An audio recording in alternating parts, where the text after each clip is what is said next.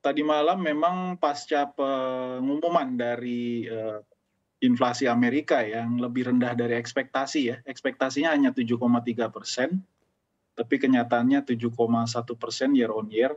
Ini memang berbagai kelas aset kita lihat lompat ya, jumping mulai dari euro kita lihat juga mata uang emerging market juga kecenderungan menguat, stok juga menguat, termasuk juga saham-saham teknologi menguat, dan juga gold ya juga ikutan menguat. Jadi memang kelihatannya ini sudah dalam ekspektasi pasar juga bahwa memang Fed kelihatannya bisa saja tidak seagresif sebelumnya dalam penaikan suku bunganya.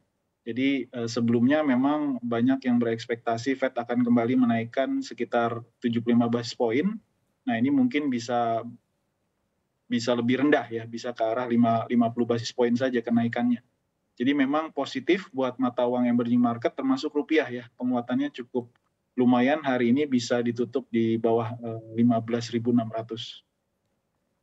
Oke, Pak David, kalau kita lihat juga capital inflow terus mengalir deras di pasar SBN karena per November saja sudah mencapai 43 triliun rupiah. Lalu mengapa derasnya capital inflow ini masih belum juga bisa menjadi obat kuat bagi nilai tukar rupiah terhadap dolar Amerika Serikat meskipun dengan sejumlah data-data perekonomian Indonesia yang juga cenderung membaik? Ya memang terjadi perubahan tren ya. Di satu sisi kita lihat sebelumnya, sebelum Desember kita lihat kecenderungan memang inflow lebih besar di pasar saham dibandingkan pasar obligasi. Pasar obligasi kecenderungan memang asing terutama kecenderungan outflow dari market ya. Tapi ini berbalik beberapa minggu terakhir ini kita lihat asing cukup aktif masuk ke pasar obligasi kita. Ini mungkin ada kaitannya juga dengan ekspektasi Mhm. bahwa inflasi kelihatannya untuk akhir tahun ini tidak terlalu tinggi ya, tidak setinggi ekspektasi kebanyakan ekonom yang sebelumnya pernah menyatakan bisa sampai 7% pasca kenaikan BBM.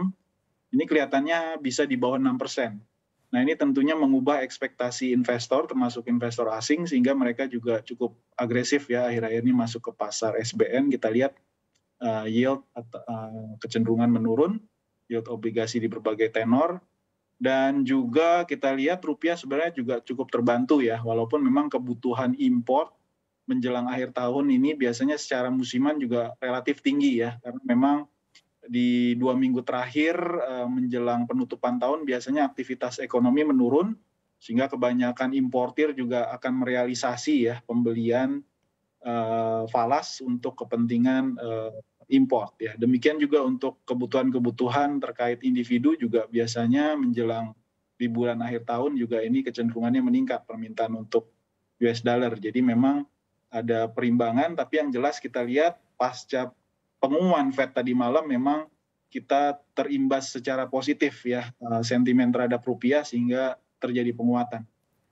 Oke, apakah Anda melihat potensi capital inflow ini masih akan deras hingga akhir tahun, mengingat juga spread antara yield obligasi US dan Indonesia ini semakin tidak menyempit begitu dan kemudian juga The Fed diperkirakan akan mengendurkan kebijakan suku bunga acuannya? Ya pasar kelihatannya tinggal menunggu ya apa yang akan dilakukan Fed dalam meeting berikut ini ya. Kita tunggu dalam minggu-minggu ini apakah benar-benar mereka akan menaikkan lebih rendah ya dari ekspektasi yang 75 basis point ini. Mungkin bisa ke arah 50 tadi. Mhm. Dan juga bagaimana nanti kita lihat Bank Indonesia dalam menetapkan suku bunga patokannya juga dalam minggu-minggu ini, Mbak Isa. Jadi selain itu juga memang kelihatannya setelah tahun baru pasar kembali tentunya akan melihat indikator-indikator ekonomi Amerika yang kecenderungannya sebenarnya sampai saat ini masih mix ya. Mhm. Dari sisi misalnya indikator PMI, indeks manufaktur masih kecenderungan kontraksi sebenarnya. Ini mendukung